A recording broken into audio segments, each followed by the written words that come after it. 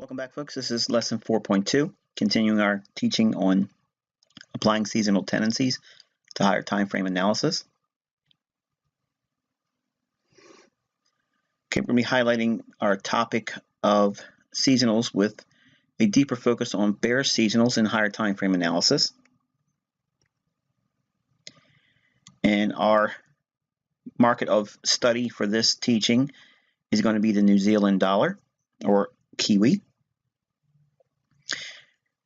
Okay, and when we looked at lesson 4.1, we looked at the Canadian dollar, and we noticed that while the seasonal tendencies that I'm sharing here, they're seasonal tendencies with the utilization of the futures market.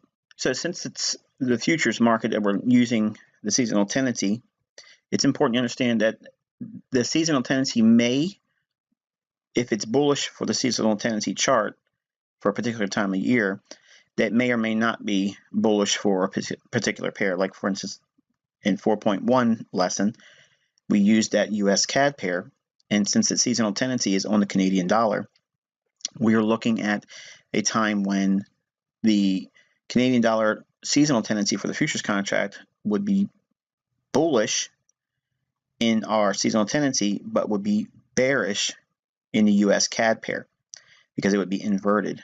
That would be a little bit of a sticking point for someone that's just rushing through this lesson. But we're going to talk about a currency this time where it's going to move basically in tandem with what you expect to see in the seasonal tendency chart. We're looking at the Kiwi, or the New Zealand dollar, which is a COMDOL, commodity currency. That means the currency is traded as a futures market. This teaching also is going to go a little bit deeper in the understanding of seasonal tendencies and how I employ them. I've been able to call pretty significant price swings in the marketplace using higher time frame charts, and many on YouTube have witnessed that happen. Some of you have seen it in this mentorship. All of it comes by way of the things I'm teaching in these two lessons here, 4.1 and 4.2. The way we're going to approach the seasonal tendencies in this teaching is going to be applying bearish seasonals, but we're also going to segue into how this helps us get in sync with, hopefully, a quarterly shift in the marketplace, which is the goal of position trading or long-term trading as I understand it and teach it. Powerful moves that occur on these higher time frame charts, monthly, weekly, and daily, they're in the hundreds of pips for foreign exchange. So it behooves you to look at this marketplace on these higher time frame charts, because regardless of what type of trader you're going to be, and if you can use seasonal tendencies like a roadmap, it's literally like knowing the most probable direction certain times of the year for certain currencies or markets, because it's not limited to just foreign exchange or currencies. It's limited to nothing, really. I mean, everything has a seasonal tendency, but you have to study it and go through a long process of compiling all that data to get to the outcome would highlight a seasonal tendency where it rests most predominantly. If you're looking at this chart here, obviously you can see that there are certain points in where price, generally on the blue line and on the red line, okay, and it's comparing a long period blue line of time and a shorter period of data. And when both of them move in tandem direction, in other words, they all are basically moving in the same direction, up or down, at any given particular time, that highlights a high probability seasonal tendency. Now, when it gets real muddy and it's choppy back and forth, then it makes it a little bit less likely there's a seasonal tendency there. But just quickly going over this chart here, it should be obvious to you what time of year there is a significant decline in price expected, and when should there be a significant increase in price for the Kiwi dollar. Let's zoom in and take a closer look, and we'll break this down into real specifics. Okay, we have that same chart now just zoomed in, and I want to highlight a few things going into this. These seasonal tendencies, while we're trying to aim at where the conditions lie that would set up a quarterly shift, in other words, a move that may take 2 to 3 months to unfold, we're using these higher time frame charts with the attempt to hone in on an area where we can capture several hundred pips in a long-term position trade, or looking for the ideas to get us in sync with the institutional mindset where the direction of the market should go on these higher time frame charts. Since it's the smart money entities that move price on these higher time frame charts, we know there's a high probability, if there's a certain time of year or a tendency for the market to rally or decline, and it's shown itself over a large sample size of data. The blue line in the Kiwi here represents 19 years worth of data. The red line represents 15 years worth of data. And the only thing it's doing is contrasting for 15 years worth of data versus 19 years worth of data. The seasonal tendencies pretty much are locked in tandem. You can see pretty much it's the same scenario all the time. Because it's traded in March contracts, June contracts, September contracts, and December contracts, they are the futures contract delivery months. In other words, these are the months that you would be buying or selling if you're going to be trading. As you can see, the June contract has the strongest tendency to rally and decline all in that same contract month, beginning first trading day and last trading day before the contract would expire. Then December's contract has a very strong tendency to rally late in the year, and understanding that, it's pretty obvious that if you're going to be trading the Kiwi, you want to be focusing on the June contract and the December contract. That's the powerful nature of understanding these seasonal tendencies. That doesn't mean that the March contract won't see specific price action that sets up moves that we see in the June and December contract, or that we won't see things in the September contract that would lead into December's contract month unfolding as we see here in the seasonal tendency. Again, they're not panaceas, they're not be-all end-alls, but they're roadmaps as to what price has done in the past, historically, year after year. By compiling the data, we can see that these contract delivery months do this type of thing over a large sample size of data. Will it happen every single year? Absolutely not. In fact, I went back all the way to 2007, and we're going to look at every single year from 2007 to now, and we're going to see what influence these seasonal tendencies had and how it helped us, or it would have helped us, let's say it that way. We can go back in time and look at how, hypothetically, knowing this information back then, we could have used it to get in sync with a quarterly shift, or it could have been just a unique trade setup by itself. Since we're focusing primarily on bearish conditions, we're going to be looking for areas at which the market is most likely to see a significant drop in price. Now we can go back in time and look at the years like we're going to now and use it to build our confidence in the fact that these seasonal tendencies do in fact hold up over a long period of time. Now again, we're looking at about 9 years or so worth of seasonal tendency price study in the New Zealand dollar futures contract. Now this is not to say that you're going to see the exact same type of move, dollar for dollar, pip for pip in the foreign exchange market, but by far and large, they're going to be moving in the same direction generally.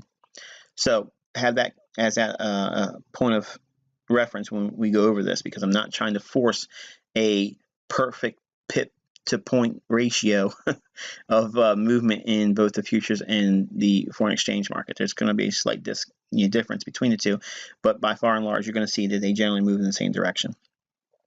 So if we're going to look at this with a sober mind and understand that, yes, there are opportunities to be a seller in Kiwi. There's high probability conditions certain times of the year where it positions itself for an opportunity to sell off with a great deal of tendency to do so, seasonally and historically. But we're going to focus on how we can use these bearish ideas to get us in sync with a long-term bullish quarterly shift. Now you're probably saying, well, wait a minute, Michael, you're coloring outside the lines. We're supposed to be talking about bearish seasonal tendencies. Yes. The teaching is really how to use bearish seasonal tendencies, not just myopically and only focus on just being a short seller. We got to be able to understand that short selling opportunity may be leading us to a quarterly move on these higher time frame charts. So a decline, while it could be traded, we have to be mindful that there's certain times of the year when the Kiwi has a predisposed nature to go higher. So let's take a look at a few examples in here. There's obviously this one I like is mid-February to mid-March. really significant time point where you can see there's a really nice movement between the red and the blue line. That means the 19-year seasonal tendency and the 15-year seasonal tendency. And again, I'm going to remind you that it's taking 19 years worth of price action, year after year. What did these months deliver in terms of price? And you can see here the mid-February to mid-March time period, both the red and the blue lines. And again, I'll remind you here that the 19-year is the blue and the 15-year is the red. And what it is a compiling of 19 years worth of data showing the historical movement of the March delivery contract and the June contract, the September contract, and the December contract. And by showing a historical record and compiling the data, the overall price direction generally is from mid-February down to mid-March. There's a strong tendency for the Kiwi dollar to decline. And you can see it very clearly in both the contrasting 19 years worth of data and 15 years worth of data. So if it was to shift in and out between the two, then it's most likely probably not a good time to be a buyer or seller. But when they both move in the same direction and it's a sizable price swing, as we can see here in the shaded area, it's, in my opinion, that it's a pretty good chance that we'll see a decline there. The second one to be noteworthy of is that notice that if we drop down into mid-March and in April, the market tends to have a significant rally at that time, and it rallies up to about May. And both the 19 and 15-year seasonal tendency compilation shows that it does in fact make a high in May, and then it sells off again, giving us another bearish seasonal tendency. And then we have an area where we have consolidation between around the June month going into July, but it makes another seasonal low around June and July, and it bounces bullishly, and then it sells off again around mid-August down into October. But look what happens in September and October. It generally makes a significant point of bullishness and puts a large degree of buying in your scope as far as a trader. You look at buying the Kiwi around that September-October time period.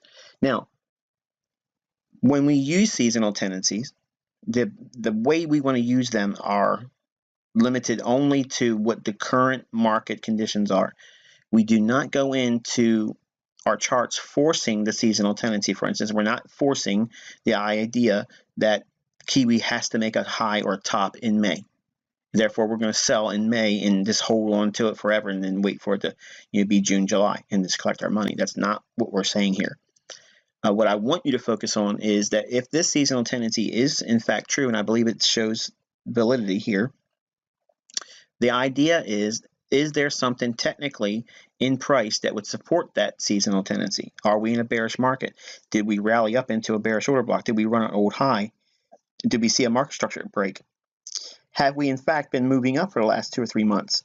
And then are we likely to sell off because of an overbought premium market? And then maybe we would anticipate seeing some breakdown in the marketplace, and then we could take a short or position ourselves for a bearish move lower. So it's a matter of lining up what the current market conditions are. It's not just take this thing, apply it to the marketplace, and you're going to get rich. It's taking these ideas when there are strong tendencies for the market to move one side or the other any particular time of the year. As you can see across this chart, there's several other opportunities you can use. You don't have to be a long-term position trader, which is what I'm focusing on here, using the bearish moves, okay, that's seen in mid-February to mid-March, and then you have another move in May that takes you down into June, July. So there's other opportunities you can use. You can see that there's a typical sell-off in the first week or so of January that goes down into February. There's another sell-off that takes place around mid-June down into the first or second week of July. Both lines, blue and red, are in agreement with that. And then you see another sell-off that takes place around mid-August down into the September-October time period, making it a low. But there is a small short-term little move that drops off mid-September down into October. That's the one that generally sets up a really strong buying opportunity. So if we're going to be a quarterly shift trader, if we are going to trade these seasonal tendencies and we are short around that time period, just be mindful that around September, October generally makes a very strong tendency for the Kiwi to rally. But now let's go back and have a contrasting view as well. Since we're focusing on bearish seasonal tendencies and we're using them in the higher time frame analysis, we can take all of these bearish ideas and trade them respectively. Or we can go in the marketplace and say, okay, I'm going to anticipate these bearish seasonal tendencies, not trade them. I'm going to anticipate them showing me the signs that the market is in fact dropping down into the quarterly bullish scenarios that I could be a buyer. So we can use bearish seasonal tendencies to trade with, or we can use them as guides to lead us to the next trading opportunity that would be a quarterly shift. This teaching is going to show you both. Okay, we're going to go from 2007 all the way up to 2016. But if you're going to be a bullish trader on Kiwi, and we're going to be looking for bullish quarterly shifts, they occur in March to April time period. That's generally making a low. Okay, make a note of this because when we go through each year, I want you to keep these reference points in mind. We are focusing on sell-offs between mid-February to mid-March, and we're focusing on sell-offs around May going into June and July. But primarily, we're looking at how these moves could set up bullish conditions for quarterly shifts. And the first one we're watching is it sets up a move between March and April for a quarterly low. The next one is June, July low, that you could expect a seasonal low to form for that quarter to be a buyer. And then the other one is September to October, giving us a strong tendency to be a buyer. Okay, so now think about this for a minute. I just outlined the general roadmap on what Kiwi dollar does on a 12-month cycle. Now, if that didn't floor you, you're not paying attention. Now, you probably didn't get it, and you didn't register. You know, if you're a new trader, it probably went right over your head. But think about what we've just did. We've outlined the macro view on what Kiwi dollar does generally over a course of 12 months. There's seasonal tendencies that shift in and out of the marketplace, and depending upon what the market conditions are for that particular time or that year, one seasonal tendency is going to be favored over the other. If we're in a bullish market, obviously the March, April, June, July, and September, October time periods are going to be phenomenal buying opportunities. If we're in a bearish market, that means mid-February to mid-March is going to be an amazing sell-off, and May is going to be an amazing sell-off. And you have August can create a nice sell-off as well, leading down to the fall lows. There's also another long in here that I don't have an arrow to highlight, but it's that last week of November going into the first week of December. That's a nice little buying opportunity as well. So in your notes, as we go through these slides, okay, you can obviously go after you watch the video and go back and look at it as well. But as we go through each year, just be mindful that March, April, June, July, September, October are really strong buying opportunities when it's bullish. When it's not bullish, we can focus primarily on being a seller, look for selling scenarios around the February to March time period, and May into June for sell-offs, and then August into September, giving us weak points to sell on. So let's go into our first year and start breaking this down, give us some real examples, see if it really does appear in the charts. Okay, you can see here, this is 2007, and what I'm showing is December from the previous year, 2006, all the way up to the January 1st of the following year. So we're getting the entire year shown in every slide that we show. This is 2007's price chart, and here we have mid-February into March, that weakness that we would expect to see a bearish scenario. Okay, and also notice also that we have a small little decline here as well in May. Both seasonal tendencies, while in contrast to the larger moves. So there's several hundred pips on these declines here. But now notice also these sell-offs that we expected bearishness in the marketplace, they set up what opportunities? Remember, we have that March-April time period for bullish scenarios or expected bullish scenarios for tendencies to go higher. June, July, and September, October. Do you not see those occurring here? We have the March, April time period creating the very low, and look at the move up from there. It's several hundred pips. Then we have the May, June decline, but June starts off that rally that sends us all the way up to the 81 big figure. Huge move. Then we have another opportunity where the market dips down and trades off into the September time period where we've seen that September-October seasonal tendency to rally.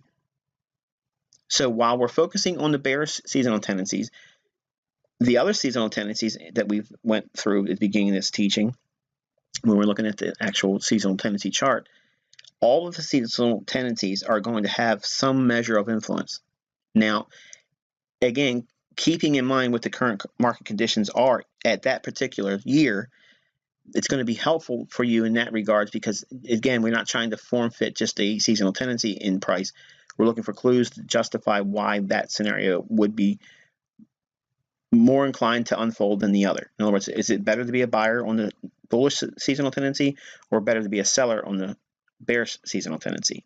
And years sometimes will work in concert with one another where the bearish move will lead into the bullish move and the bullish move will lead into the bearish move. That's perfect market symmetry, and it rarely exists, but sometimes in my 23 plus years doing it, I've seen it a few times where it's been astonishing. But as we go to our next year in Kiwi, here's 2008 for the Kiwi, and obviously everybody remembers what happened in 2008.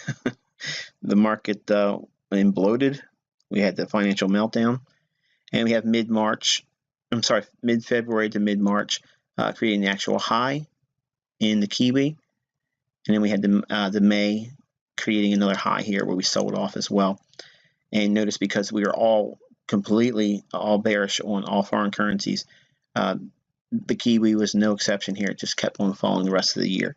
So you have to also keep that in mind too. There's going to be larger, big picture macro events that are going to take precedence over whatever short-term quarterly effect that you may be expecting. Even if it's a seasonal tendency that holds up for a long period of time, you're going to have these wild card scenarios where it isn't going to pan out regardless of what you would expect.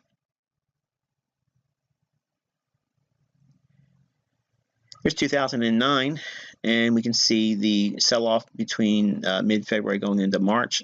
That decline in there was 600 pips. And we see also during the May period, we did not get any decline at all on the bear side.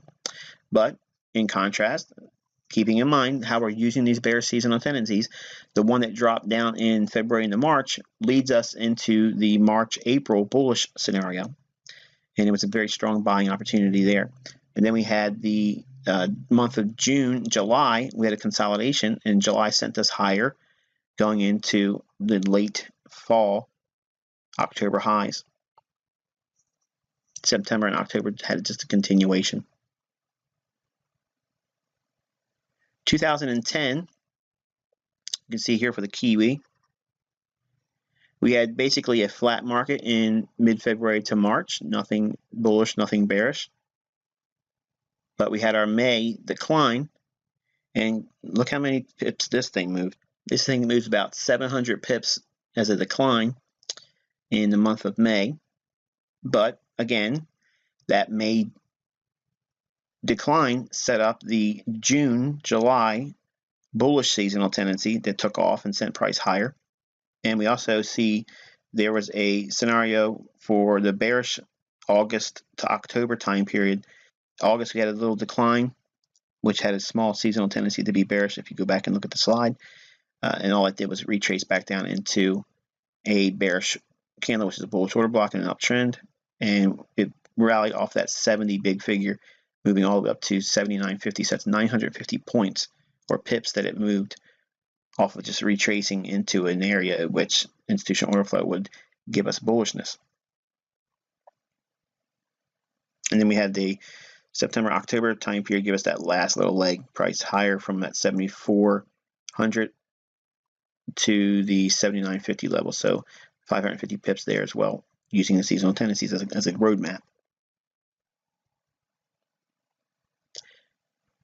Okay, we can see 2011 here.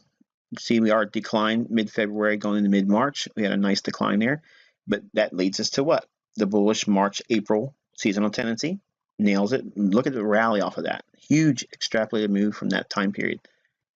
And then we have a small little decline from our May time period where we expect bearishness.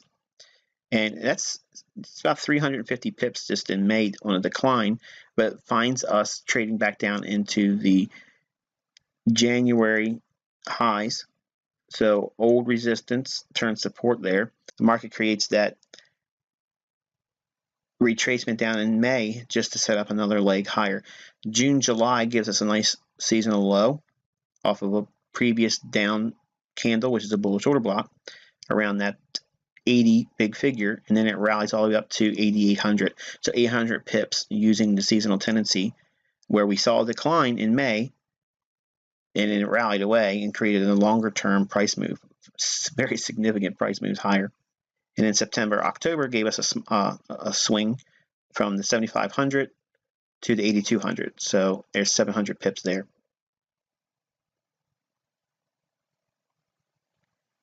Okay, 2012.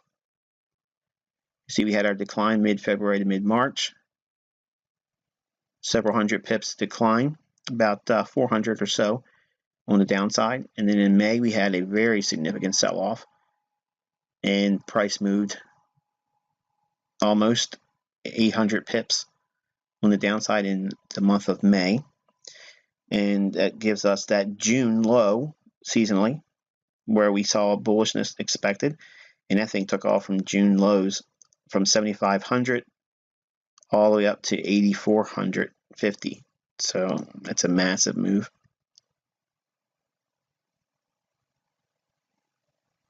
In 2013, okay, we see our decline here in mid-February to mid-March, several hundred pips as well, and then another decline in May, which leads us to our bullish June-July low, and it rallies away from that.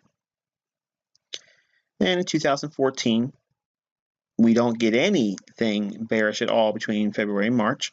Market was in consolidation, and it rallied out of the consolidation, so it's not expected to be a bearish area there. We're looking for continuation on the upside because it's left the area consolidation. And in May, we have a little bit of a retracement that leads to a June rally, creating the high up at the 88 big figure. Then we had a sell-off in mid-August, which was the other bearish opportunity, taking us down into October. Again, look at your seasonal tendency.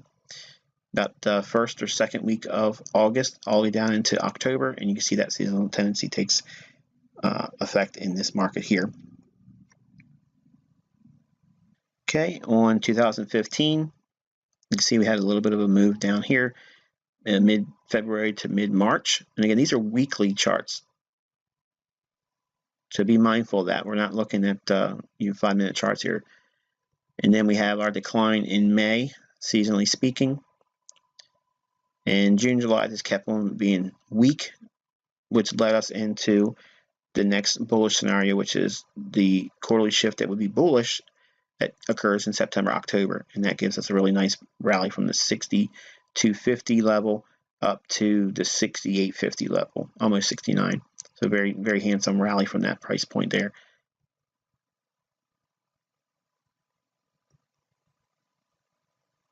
And then finally for 2016, unchanged consolidation, nothing happening in mid-February to mid-March.